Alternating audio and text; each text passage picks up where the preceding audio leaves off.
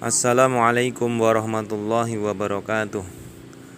Alhamdulillah, segala puji kita haturkan kehadirat Allah Subhanahu wa taala yang telah memberikan limpahan nikmat iman, nikmat Islam, nikmat sehat pada kita semuanya.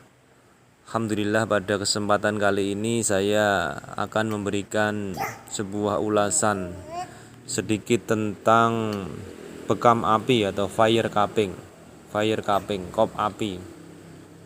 Sebagaimana yang sudah sering kita jelaskan atau sudah pernah tertulis di buku Bekam Sinergi, insya Allah pada kesempatan kali ini barangkali ada para pendengar, Bapak Ibu semuanya yang mungkin belum update terkait dengan teknik bekam api atau fire capping. Jadi saya ingin kembali mengingatkan pada kita semuanya bahwa fire capping adalah metode modalitas terapi pengobatan tradisional. Modalitas terapi tradisional ini sudah mempunyai sebuah kaidah diagnosa sendiri. Jadi kaidah diagnosa tradisional itu jangan kita lupakan, karena sudah berusia ribuan tahun yang lalu orang sudah memakai metode ini. Terkait dengan ilmu medis atau medis barat modern itu hanya menjelaskan kembali secara fisiologi kedokteran barat atau secara biomedisnya begitu. Ya, jadi pesan saya yang paling utama, jangan lupakan kedokteran tradisional, tetap kita pakai. Yang ada adalah sinergi antara barat timur ya, kemudian dengan konsep Tibun Nabawi. Baik. Kop api ya, mekanisme kop atau vakum atau mekanisme penghisapan merupakan mekanisme bagaimana berusaha untuk mengambil sesuatu yang ada di dalam tubuh kita. Sesuatu yang ada dalam tubuh kita ini terutama adalah patogen-patogen yang berasal dari luar maupun patogen-patogen yang berasal dari dalam tubuh kita. Patogen yang berasal dari luar sudah kita ketahui ada 6 patogen ya. Ada angin, ada panas, ada dingin, ada lembab, ada kering, ada api. Nah, kop itu ya, capping atau fire capping itu sangat baik untuk mengeluarkan ekses angin. Ekses maknanya apa? Angin berarti dalam jumlah yang banyak. Kelebihan angin ya, maka itu kita lakukan penghisapan supaya dia keluar, karena angin adalah merupakan patogen yang dominan, patogen yang akan dia membawa patogen-patogen yang lain. Patogen yang lain tidak bisa masuk ke dalam tubuh kalau tidak ada angin, maka angin dikatakan sebagai biangnya penyakit. Angin bisa membawa panas, angin bisa membawa dingin, angin bisa membawa lembab, angin bisa membawa unsur kering, angin bisa membawa unsur panas. Maka kombinasi yang terjadi nanti adalah kombinasi angin dingin atau angin lembab, angin panas ya, dan seterusnya, yang itu mempunyai ciri-ciri yang berbeda-beda. Insya Allah bisa dibuka di slide Bekam Sinergi atau di buku Bekam Sinergi. Kembali ke bekam api atau fire capping. Jadi fire capping didasari atas dasar kerja penghisapan terhadap sesuatu yang sudah masuk atau timbul di dalam tubuh yang dia bersemayam di bawah kulit kita. Sebagaimana yang sudah sering kita sampaikan, angin luar bisa masuk lewat jalur pori-pori ya, mulut dan lubang hidung. Dia akan bersemayam di area namanya jauli, ya, area subkutis. Maka ketika angin masuk ke dalam tubuh kita, dia akan melewati meridian taiyang kaki kandung kemih. Meridian yang dia itu paling luar yang berada di dalam tubuh kita. Ketika dia berhasil masuk ke dalam tubuh, dia bersemayam di bladder meridian kandung kemih. Yang kita tahu bahwasanya bladder meridian ini dia mulai dari kantus internus mata, kemudian naik ke dahi atau bagian frontal kepala kita, kemudian dia ke belakang ya, turun di belakang kepala, kemudian leher, kemudian di kanan kiri tulang belakang, dia turun sampai ke bawah, sampai ke area glutea, kemudian dia naik lagi, kemudian dia turun lagi sampai ke paha belakang, ke betis, kemudian berakhir pada jari kelima BL67 dengan nama Zhiyin. Maka angin itu bersemayam di sana. Yang perlu saya pahamkan kepada kita semuanya adalah maka orang-orang yang terserang sindroma angin luar, maka dia akan merasakan keluhan-keluhan mulai dari pusing mulai dari leher kaku kepala berat bagian belakang, pundak kaku, nyeri otot greges meriang, demam sakit kepala nyeri otot seluruh bagian tubuh kita. Karena dia terpapar oleh angin, maka itu perlu dilakukan penghisapan atau cupping atau suction. Maka kop api ini hadir untuk bagaimana dia melakukan penghisapan terhadap angin. Dikhususkan lebih ke arah angin dingin dan lembab. Angin dingin dan lembab. Ke angin yang lain bagaimana? Boleh. Jadi terkadang kita tidak memakai pendekatan timur pun juga bisa, tidak masalah. Jadi maka nanti akan ada teknik tonifikasi untuk bekam api, juga ada teknik sedasi. Tonifikasi mananya apa? Fire cupping atau bekam api kita pakai untuk tonifikasi organ yang lemah. Organ yang lemah, misalnya seorang dengan kondisi batuk ternyata kita cek nadi cunnya, cun kanan dia lemah, berarti paru-parunya lemah. Atau kita lihat lidahnya sangat pucat, berarti paru-parunya lemah. Nah, ini bisa lakukan tonifikasi pada titik belakangnya paru-paru. Ditambah dengan titik-titik yang berada di ruang atas misalnya pada titik kahil atau tacue, kemudian titik pundak atau jienjing, kemudian titik jantung, kemudian titik belikat. Itu bisa kita lakukan untuk melakukan tonifikasi terhadap organ yang lemah. Jadi bekam api bisa kita pakai untuk mekanisme tonifikasi terhadap organ yang lemah, yaitu dengan cara kita lakukan cupping kop kita hangatkan, kemudian kita tempelkan kemudian kita ulang-ulang sampai gelas terasa panas, terasa hangat baru kita tempelkan pada titik organnya. Maka ini merupakan teknik tonifikasi. Teknik tonifikasi juga bisa dilakukan dengan cara menghangatkan gelas dahulu dengan teknik bekam tarik lepas. Jadi kita lakukan kop, kemudian kita luncur, kita lepas. Kop lagi, tarik, luncur, lepas. Sampai gelas terasa panas, kita lakukan kop tarik lepas searah meridian, maka itu merupakan teknik tonifikasi. Sebagaimana yang sudah kita pahami, ketika melakukan terapi tonifikasi maka harus searah dengan meridian. Maka bisa kita cup mulai dari BL13 sampai dengan BL23, kita ulang-ulang sampai merah dan kopnya terasa panas. Ketika gelas kop sudah panas, maka kita tempelkan pada titik organ tersebut. Ini adalah mekanisme tonifikasi pada kop api. Kemudian setelah gelas panas ditempelkan pada area yang kita inginkan, jangan lama-lama kita cabut lagi. Kita lepas lagi. Kenapa? Karena ketika kita lakukan suction maka dia akan menguatkan energi. Tapi jangan lama-lama Kalau kelamaan nanti jadinya adalah teknik sedasi atau teknik pengeluaran. Jadi maksimal 1 menit kita lepas lagi Kemudian kita cupping lagi begitu. Itu insya Allah ketika tepat pada titik yang organ yang lemah, maka biasanya akan menghasilkan warna-warna hitam warna-warna hitam dan warna-warna yang merah.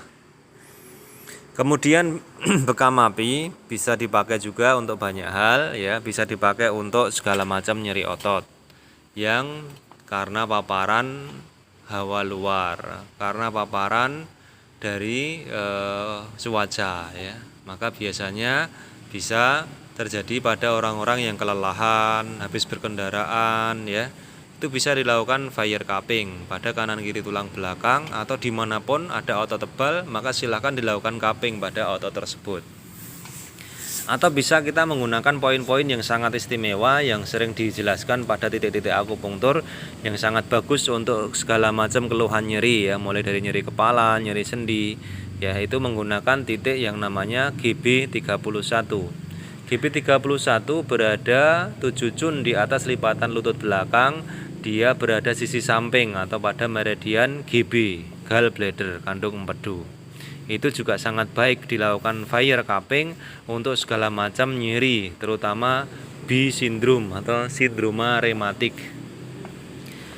Sindroma rematik yang dikhususkan pada kondisi-kondisi yang orang ketika dia itu bangun tidur maka sendi terasa kaku, sendi terasa nyeri, pergelangan terasa nyeri, kemudian ujung-ujung jari terasa kebas. Ketika itu terjadi hanya malam dan pagi hari, maka itu menunjukkan sindroma birematik tipe dingin. Ketika siang dia nanti akan mereda atau hilang keluhannya. Itu juga bisa dilakukan dengan teknik bekam api pada seluruh badannya, kemudian pada area-area perifer. Ya. Kop api ini memang menggunakan cupping yang memang titik tangkapnya kita menggunakan otot. Jadi Bapak Ibu silahkan menggunakan otot-otot yang sekiranya bisa dilakukan cupping, bukan area-area yang tipis ototnya. Kalau area yang tipis ototnya maka cenderung dia akan lebih sakit. Kemudian teknik yang lain adalah teknik sedasi. Teknik sedasi maksudnya apa? Sedasi berarti maksudnya adalah mengurangi atau mengeluarkan patogen yang tadi berlebihan di dalam tubuh kita. Atau dengan bahasa modern, sedasi ini efeknya adalah menenangkan saraf simpatis, sehingga ketika ada saraf simpatis yang dia itu terlalu teragitasi atau terlalu aktif, hiperaktif, maka bisa dilakukan teknik sedasi dengan menggunakan kop api. Contohnya pada kasus apa? Contohnya pada kasus orang terkena hipertensi, lakukan teknik sedasi. Apa itu teknik sedasi? Teknik tanpa menghangatkan gelas, teknik tanpa menghangatkan gelas.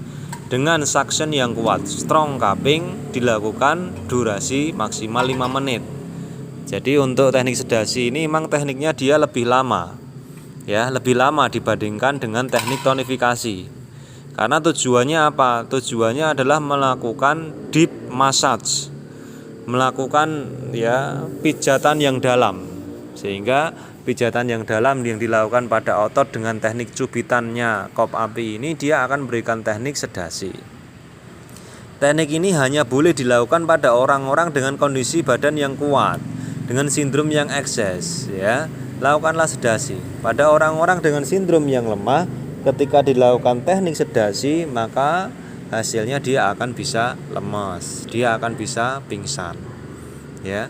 Jadi teknik sedasi lakukan saja langsung cupping, strong cupping pada titik-titik yang kita inginkan. Dibiarkan maksimal 5 menit maka dia akan melakukan sedasi.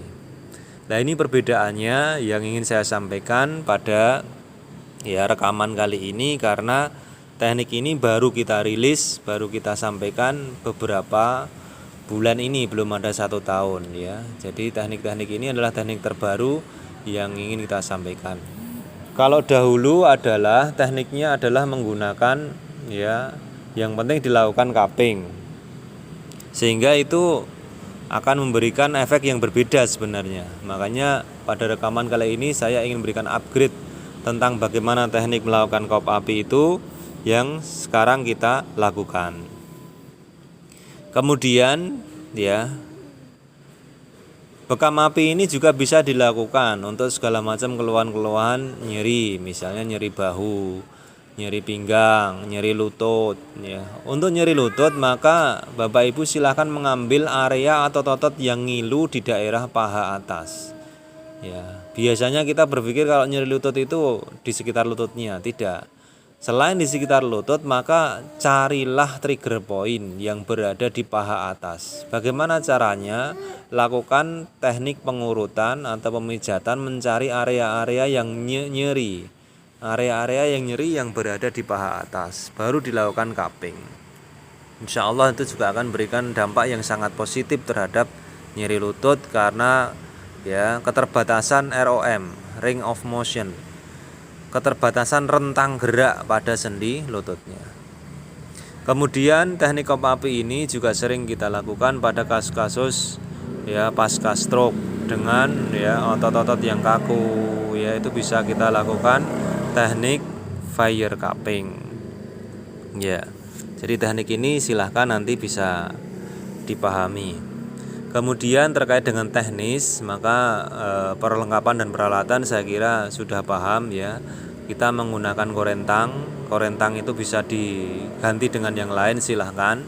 Korentang set ya, yang sudah ada setnya, tinggal kita masukkan ketika kita mematikan. Kemudian terkait dengan kasa atau kapas, silahkan bisa menggunakan keduanya.